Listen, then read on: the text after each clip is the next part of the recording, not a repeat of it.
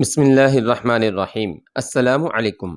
نماز ختم کر کے دعا کے وقت کمرے میں اچانک دھندلی سی روشنی دیکھ کر طاہر کا دل دھڑکنے لگا۔ اس نے جلدی سے پیچھے مڑ کر دیکھا، ایک 8 سال کا بچہ ہاتھ میں مشعل لیے کھڑا تھا اور اس کے ساتھ ایک نوجوان تھا جس کے ہاتھ میں ننگی تلوار تھی۔ نوجوان کے چہرے میں غایت درجہ کی جاذبیت تھی، لباس سے وہ ایک ترک سپاہی معلوم ہوتا تھا۔ طاہر نے اپنی زندگی میں کسی انسان کا اس سے زیادہ دل فریب چہرہ نہ دیکھا تھا۔ وہ ایک لمحے کے لیے اس کی طرف مبہوت سا ہو کر دیکھتا رہا۔ کم سن لڑکے اور اس نوجوان کی صورت میں کافی مشابہت تھی۔ طاہر نے یہ محسوس کیا کہ خدا نے اس کی رہنمائی کے لیے آسمان سے 2 فرشتے بھیج دیے ہیں۔ دونوں پریشانی کی حالت میں اس کی طرف گھور رہے تھے۔ طاہر نے السلام علیکم کہا۔ کم سن لڑکے اور نوجوان نے ایک ساتھ اس کے سلام کا جواب دیا، لیکن لڑکے سے زیادہ نوجوان کی آواز کا ترنم تھوڑی دیر کے لیے اس کے کانوں میں گونجتا رہا۔ نوجوان نے عربی زبان میں کہا، اگر میں غلطی نہیں کرتا تو آپ عرب ہیں؟ طاہر نے حیران ہو کر سوال کیا، آپ نے کیسے پہچانا؟ آپ کی اذان سن کر، آپ کا لہجہ عربی تھا۔ طاہر نے کہا، اور اگر میں بھی غلطی نہیں کرتا تو آپ کا لہجہ بھی عربوں سے مختلف نہیں۔ نوجوان کے چہرے پر ایک ہلکی سی اداس مسکراہٹ نمودار ہوئی اور اس نے کہا، میری ماں عرب تھی، لیکن یہ ایسی باتوں کا وقت نہیں۔ آپ برف کے طوفان سے گزر کر آئے ہیں، آئیے ہمارے ساتھ چلیے۔ نوجوان کی آواز میں ایک ترنم تھا، وہ ترنم جو کانوں کے راستے دل کی گہرائیوں تک اتر جاتا ہے۔ طاہر اٹھ کر اس کے ساتھ چلنے کے لیے تیار ہو گیا۔ نوجوان نے 2-3 قدم اٹھانے کے بعد رک کر پوچھا، لیکن رات کے وقت آپ یہاں کیسے پہنچے؟ طاہر نے جواب دیا، مجھے یہاں سے چند کوس دور برف میں پڑے ہوئے ایک مسلمان سپاہی کا گھوڑا مل گیا اور اس گھوڑے نے مجھے یہاں پہنچا دیا۔ نوجوان کے چہرے پر رنج و افسوس کے آثار ظاہر ہوئے۔ اس نے کہا، آپ نے اچھی طرح دیکھا ہے وہ سپاہی زخمی تھا یا برف کے طوفان کے باعث ہلاک ہوا ہے؟ وہ زخمی تھا۔ اگر وہ آپ کا کوئی عزیز تھا تو مجھے افسوس ہے۔ نوجوان نے کہا، وہ ہمارا پرانا خادم تھا، میں نے آج صبح اسے ایک ضروری پیغام دے کر سمرقند روانہ کیا تھا، لیکن آپ کے ہونٹ نیلے ہو رہے ہیں، آئیے ہمارے ساتھ، یہ جگہ محفوظ نہیں۔ کم سے لڑکا شمع لیے ہوئے آگے چل دیا۔ 2 کمروں میں سے گزر کر یہ لوگ ایک تنگ کوٹھری میں داخل ہوئے۔ نوجوان نے اس کوٹھری کے ایک کونے سے پتھر کے فرش کی ایک سل اٹھائی۔ سل کے نیچے ایک شگاف تھا جس میں ایک آدمی بآسانی نیچے اتر سکتا تھا۔ اس شگاف سے لکڑی کی سیڑھی نیچے اترتی تھی۔ پہلے کم سن لڑکا، اس کے بعد طاہر اس سیڑھی سے نیچے اتر کر ایک تہہ خانے میں داخل ہوئے۔ سب سے آخر میں اس نوجوان نے سیڑھی پر پاؤں رکھ کر اوپر کا شگاف اسی سل سے بند کر دیا۔ تہہ خانے کے ایک کونے میں آگ جل رہی تھی۔ فرش پر ایک خوبصورت قالین بچھا ہوا تھا اور ایک طرف 3-4 پوستینیں پڑی ہوئی تھیں۔ نوجوان نے طاہر کو بیٹھنے کا اشارہ کرتے ہوئے کہا، آپ کو بھوک لگ رہی ہوگی، ہمارے پاس گوشت کے چند سوکھے ٹکڑوں کے سوا کچھ نہیں۔ مجھے آپ کے ملازم کے تھیلے سے کھانے کو بہت کچھ مل گیا تھا، اس وقت مجھے آگ سے زیادہ کسی شے کی ضرورت نہیں۔ یہ کہتے ہوئے طاہر نے اپنے موزے اتار کر آگ کے سامنے پاؤں پھیلا دیے۔ کمرہ کافی گرم تھا۔ طاہر بیٹھے بیٹھے لیٹ گیا۔ تھوڑی دیر بعد وہ گہری نیند سو رہا تھا۔ نوجوان نے اٹھ کر اس پر پوستین ڈال دی۔ ایک میٹھی اور دلکش آواز سن کر طاہر نے آنکھیں کھولیں اور پریشانی کی حالت میں اٹھ کر بیٹھتے ہوئے کہا، میں کہاں ہوں؟ اور پھر شمع کی روشنی میں جگانے والے نوجوان کو پہچان کر اپنے سوال کے جواب کا انتظار کیے بغیر بولا، کیا صبح ہو گئی؟ نوجوان نے جواب دیا، اب تو دوپہر ہونے والی ہے، آپ بہت دیر سوئے ہیں، لیکن ابھی تک کافی اندھیرا ہے۔ آپ اس مکان کے تہہ خانے میں ہیں، دن کی روشنی یہاں تک نہیں پہنچتی۔ اوہ، مجھے نماز کے لیے بھی ہوش نہ آیا، اللہ مجھے معاف کرے۔ طاہر کی آنکھوں سے نیند کا خمار آہستہ آہستہ اتر رہا تھا، لیکن گزشتہ جسمانی کوفت کا اثر ابھی تک باقی تھا۔ وہ فوراً اٹھا اور تیمم کر کے نماز کی نیت باندھ لی۔ نماز کے بعد اس نے کچھ سوچتے ہوئے کہا، رات کے وقت آپ سے بہت کچھ پوچھنا چاہتا تھا، لیکن اچانک نیند نے آ دبایا۔ اب آپ بتائیے، آپ یہاں کیا کر رہے ہیں؟ اور وہ آپ کا نوکر آپ کو چھوڑ کر کہاں جا رہا تھا؟ میرے خیال میں یہاں ٹھہرنا بہت خطرناک ہے۔ ہے، ہمیں بہت جلد یہاں سے نکلنا چاہیے۔ نوجوان نے جواب دیا، میں بھی آپ سے بہت کچھ پوچھنا چاہتا تھا، لیکن یہ اچھا ہوا کہ آپ کو فوراً نیند آ گئی۔ میرے والد اس شہر کے حاکم تھے۔ سلطان کی شکست کے بعد آس پاس کی دوسری بستیوں کی طرح اس شہر میں بھی خوف و ہراس پھیل گیا اور لوگ اپنے بال بچوں کے ساتھ بلخ، بخارا اور سمرقند کی طرف ہجرت کر گئے۔ میں نے اپنے باپ کے ساتھ رہنے پر اصرار کیا، لیکن انہوں نے میرے چھوٹے بھائی اسماعیل کی خاطر مجھے ایک قافلے کے ساتھ بلخ جانے پر مجبور کر دیا۔ بلخ میں میرے نانا ایک مشہور تاجر تھے۔ ہمارے قافلے کی تعداد 200 کے لگ بھگ تھی، جن میں زیادہ عورتیں اور بچے تھے۔ اس شہر سے کوئی 20 کوس کے فاصلے پر رات کے وقت ہمارے قافلے پر تاتاریوں کے ایک دستے نے حملہ کر دیا۔ مردوں نے ڈٹ کر مقابلہ کیا، لیکن کچھ نہ بن سکا۔ وہ سب ایک ایک کر کے کٹ گئے۔ بعض عورتوں نے بھی لڑ کر جان دے دی اور باقی زندہ پکڑ لی گئیں۔ میرے سامنے سب سے بڑا مسئلہ اسماعیل کو بچانا تھا۔ دہشت کی حالت میں اس کی چیخیں میرے لیے ناقابل برداشت تھیں۔ والد نے مجھے اپنے استبل کا بہترین گھوڑا دے رکھا تھا۔ میں نے اسماعیل کو خچر سے اتار کر اپنے پیچھے بٹھا لیا اور گھوڑے کو سر پٹ چھوڑ دیا۔ گھنے جنگل اور رات کی تاریکی کے باعث تاتاری میرا پیچھا نہ کر سکے، لیکن مجھے اپنی بہنوں کی وہ جگر دوز چیخیں جو میں نے فرار ہوتے وقت سنی تھیں کبھی نہ بھولیں گی۔ نوجوان یہاں تک کہہ کر رک گیا۔ اس کی بڑی بڑی حسین آنکھوں سے آنسو چھلک رہے تھے۔ طاہر اس کی طرف غور سے دیکھ رہا تھا۔ کم سن لڑکا چپ چاپ ایک کونے میں بیٹھا ہوا تھا۔ اس کے مغموم چہرے پر گزشتہ واقعات کی یاد کے تکلیف دہ آثار پیدا ہو رہے تھے۔ طاہر نے بیٹھے بیٹھے اس کی طرف ہاتھ پھیلا دیے۔ لڑکے نے اس کی طرف دیکھا، ایک لمحہ تذبذب کے بعد اپنی جگہ سے اٹھا اور چند سسکیاں لینے کے بعد بھاگ کر طاہر سے لپٹ گیا۔ تھوڑی دیر اس نے ہونٹ بھینچ بھینچ کر اپنی سسکیاں ضبط کرنے کی کوشش کی، لیکن جب طاہر نے اس کے سر پر ہاتھ پھیرتے ہوئے اسے تسلی دینے کی کوشش کی تو وہ پھوٹ پھوٹ کر رونے لگا۔ طاہر نے کہا، ڈرو نہیں، ہم بہت جلد کسی محفوظ مقام پر پہنچ جائیں گے۔ لڑکے نے کہا، لیکن راستے میں تاتاری ہوتے ہیں جو بچوں کو کھا جاتے ہیں۔ نہیں نہیں، تمہیں کسی نے غلط بتایا ہے۔ نوجوان نے طاہر سے مخاطب ہو کر کہا، اسماعیل مجھے تسلیاں دیا کرتا تھا، آج خدا جانے اسے کیا ہو گیا ہے۔ طاہر نے نوجوان کی طرف غور سے دیکھا اور کہا، اگر میں غلطی نہیں کرتا تو آپ اسماعیل کی بہن ہیں، بھائی نہیں۔ نوجوان کے چہرے پر اچانک زردی چھا گئی اور اس نے نظریں جھکا لیں۔ طاہر نے کہا، گھبرائیے نہیں، آپ کی عزت اور حفاظت میرا فرض ہے۔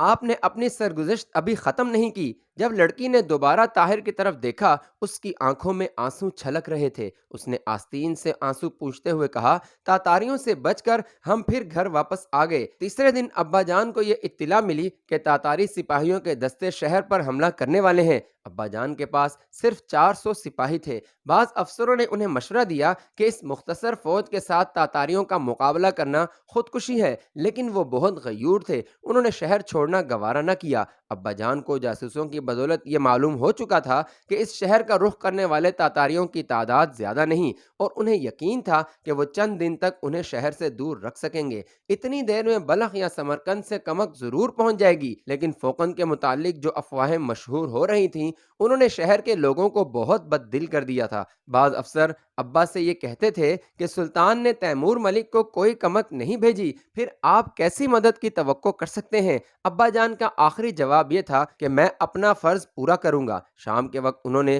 فوج کو حکم دیا کہ وہ علی الصبح شہر سے باہر نکل کر تاتاریوں کا مقابلہ کرے، لیکن صبح تک قریباً 200 سپاہی شہر چھوڑ کر بھاگ گئے، یہاں تک کہ ہمارے محل کے ملازموں میں سے بھی اکثر نے بھاگنے والوں کا ساتھ دیا۔ صبح کے وقت رخصت ہونے سے پہلے ابا جان نے پہلی مرتبہ اس تہہ خانے کا خفیہ راستہ بتایا اور علی کو ہمارے ساتھ چھوڑ دیا۔ علی ہمارا پرانا خادم تھا۔ ابا جان نے ہمارے لیے چند دن کی خوراک اس تہہ خانے میں جمع کر دی اور ہمیں بتایا کہ اگر انہیں شکست بھی ہو تو بھی ہم اس تہہ خانے سے بھاگنے کی کوشش نہ کریں، کیونکہ تاتاری کسی کو بھاگنے کا موقع نہیں دیا کرتے۔ انہیں امید تھی کہ خوارزم کی افواج تیاری کے بعد اس طرف ضرور آئیں گی۔ علی کے سوا باقی نوکروں میں سے کسی کو ہمارے اس تہہ خانے میں روپوش ہونے کا علم نہ تھا۔ 2 دن تک ہم اس تہہ خانے میں چھپے رہے، محل کے رہے سہے خادم بھی بھاگ گئے۔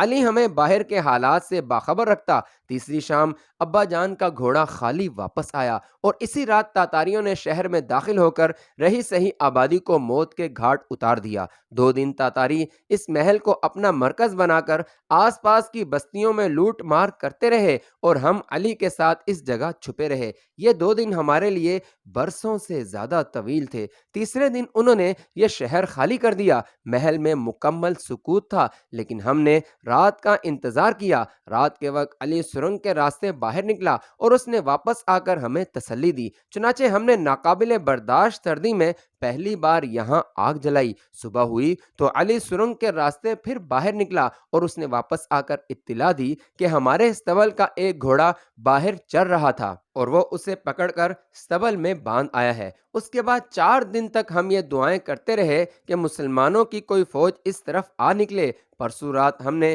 یہ فیصلہ کیا کہ علی صبح اس مقام کو خیر آباد کہہ کر بلخ کی طرف روانہ ہو جائیں۔ ممکن ہے کہ راستے کی کسی فوجی چوکی سے مدد مل جائے، لیکن پچھلے پہر برف باری کے آثار دیکھ کر میں نے سمرقند کے گورنر کے نام ایک درخواست لکھی کہ ہمیں یہاں سے نکال کر بلخ پہنچانے کے لیے فوج کا ایک دستہ بھیجا جائے۔ علی میری درخواست لے کر کل روانہ ہوا۔ اب وہ گھوڑا جس پر آپ آئے ہیں میں دیکھ آئی ہوں۔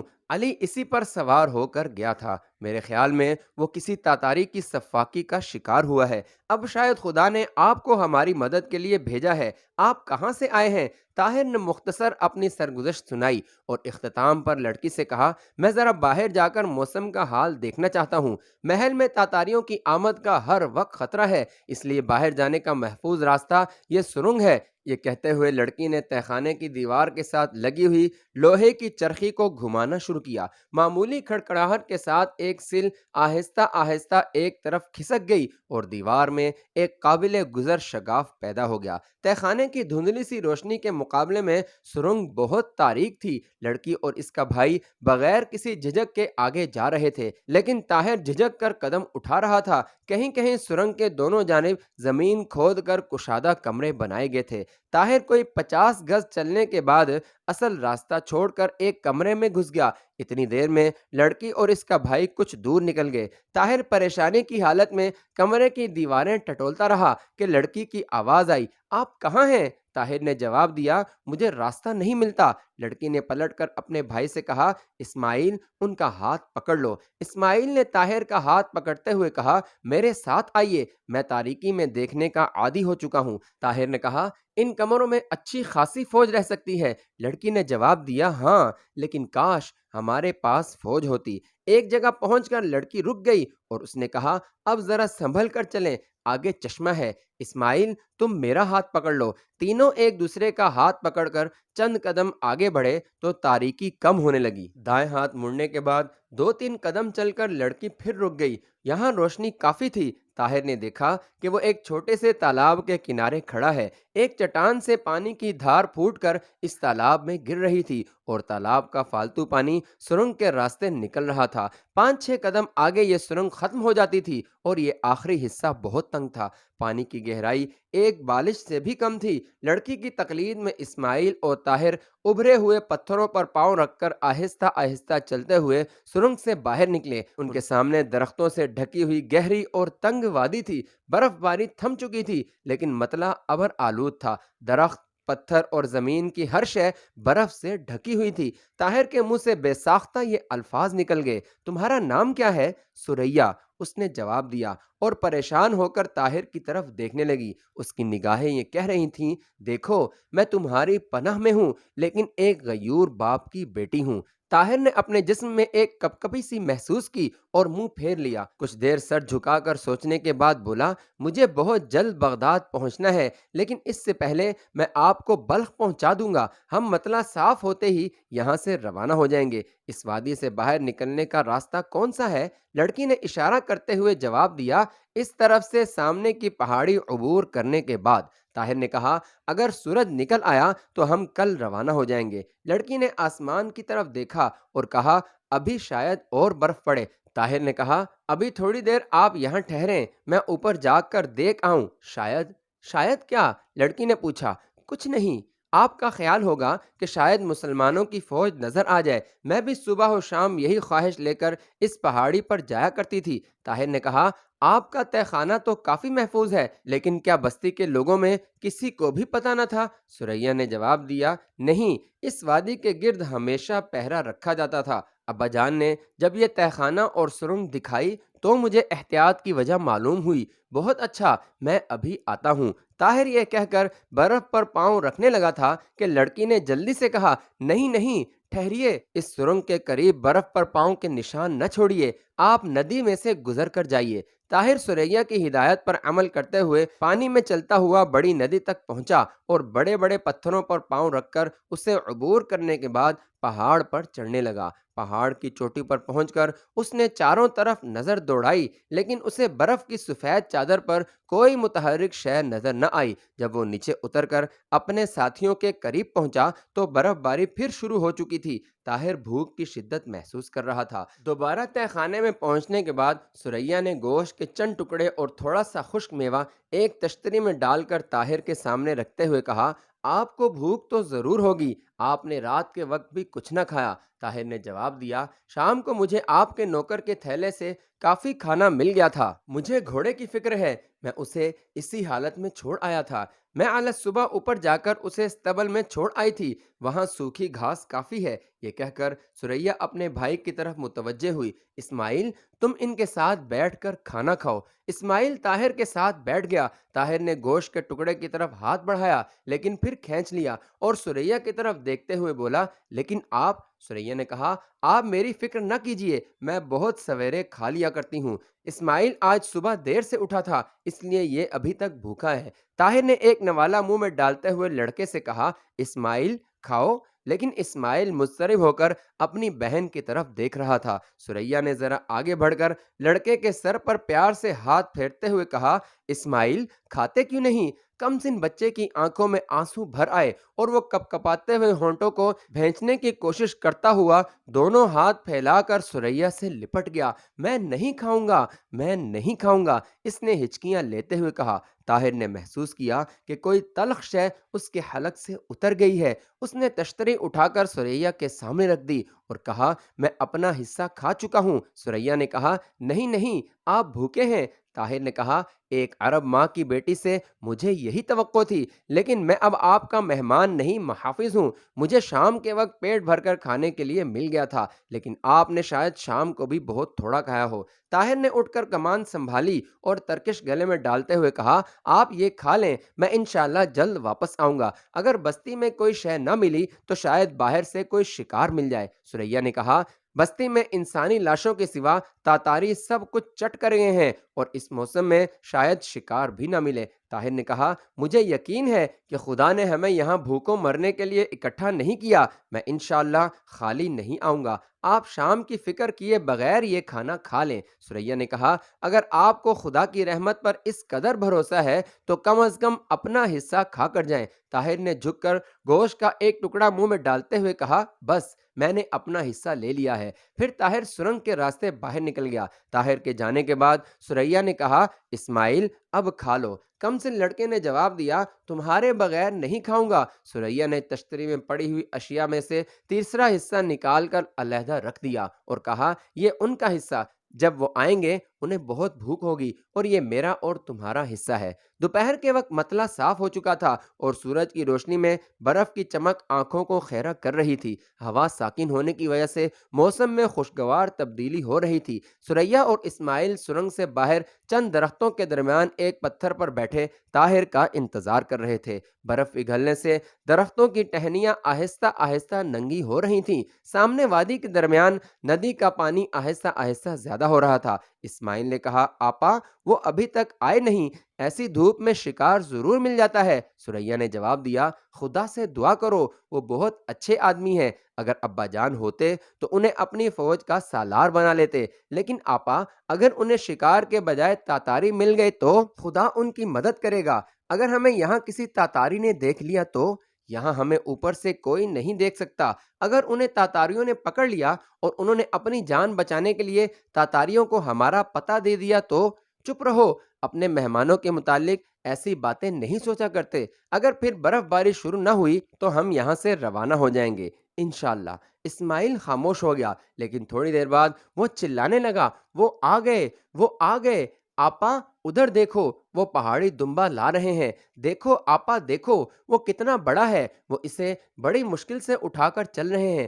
آگ بجھ تو نہیں گئی ہوگی؟ سریا نے درخت کی آڑ سے ایک طرف ہو کر دیکھا۔ طاہر کندھے پر ایک پہاڑی دمبا اٹھائے ندی عبور کر رہا تھا۔ اسماعیل نے پھر کہا، آپا آگ تو نہیں بجھ گئی ہوگی، مجھے بہت بھوک لگ رہی ہے۔ سریا نے کہا، تم تو کہتے تھے کہ تم بالکل سیر ہو گئے ہو، میں یہ نہ کہتا تو آپ اپنا حصہ بھی نہ کھاتی، لیکن اب تو خدا نے دمبا بھیج دیا ہے۔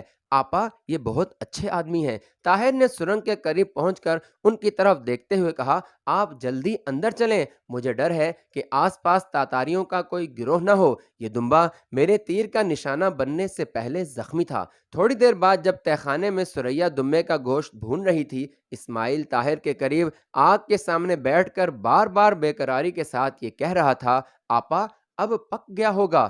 طاہر گزشتہ جسمانی تکالیف اور ذہنی پریشانیوں کے بعد اس تنگ و تاریک تہخانے میں ایک طرح کی آسودگی محسوس کر رہا تھا، تاہم مستقبل کے متعلق ایک چبھتا ہوا احساس اسے کبھی کبھی پریشان کر دیتا۔ کبھی کبھی اسے خیال آتا کہ وہ اڑ کر بغداد پہنچ جائے اور وہاں خاموش لیکن اونچے ایوانوں میں ایک ہنگامہ محشر اور کھڑے پانی کی سی زندگی میں ایک ارتعاش پیدا کر دے۔ وہ تصور میں بغداد کی مساجد میں لاکھوں مسلمانوں کے سامنے پرجوش تقریریں کر رہا تھا۔ کبھی وہ بغداد کی ایک بے پناہ فوج کے ساتھ خوارزم شاہ کے جھنڈے تلے تاتاریوں کا مقابلہ کر رہا تھا۔ کبھی وہ خلیفہ اور وزیر اعظم کو آنے والے خطرات سے آگاہ کرنے کے بعد ان کی بے حسی سے مایوس ہو کر انہیں جلی کٹی سنا رہا تھا، اور کبھی وحید الدین کو خلیفہ کے سامنے مجرموں کے کٹہرے میں کھڑا کر کے نہایت زوردار الفاظ میں اس کا جرم ثابت کر رہا تھا۔ سریا کی طرح خوارزم کی اور ہزاروں لڑکیوں کی بے کسی کے تصور نے طاہر کے جسم میں ایک کپکپاہٹ سی پیدا کر دی۔ اسے قوم کی ان ہزاروں بے کس بہنوں اور ماؤں کے جگر دوز تکلیفیں سنائی دینے لگیں، جن کے دامن عصمت کی طرف وحشی تاتاریوں کے ہاتھ بڑھ رہے تھے، جو پھٹی پھٹی نگاہوں سے آسمان کی طرف دیکھ کر کہہ رہی تھیں، ہماری عصمت کے رکھوالے کہاں گئے؟ ہمارے غیور بیٹوں اور بہادر بھائیوں کو کیا ہو گیا؟ طاہر نے چونک کر کہا، ہم کل پچھلے پہر یہاں سے روانہ ہو جائیں گے۔ سریا تھوڑی دیر کے لیے سوچ میں پڑ گئی، اور طاہر نے پھر کہا، ہمیں صرف 2-3 منازل میں خطرہ ہے، اس کے بعد شاید کسی چوکی سے مدد مل جائے۔ سریا نے کہا، مجھے صرف اسماعیل کا خیال ہے، ہمارے پاس صرف ایک گھوڑا تھا، وہ بھی مر چکا ہے۔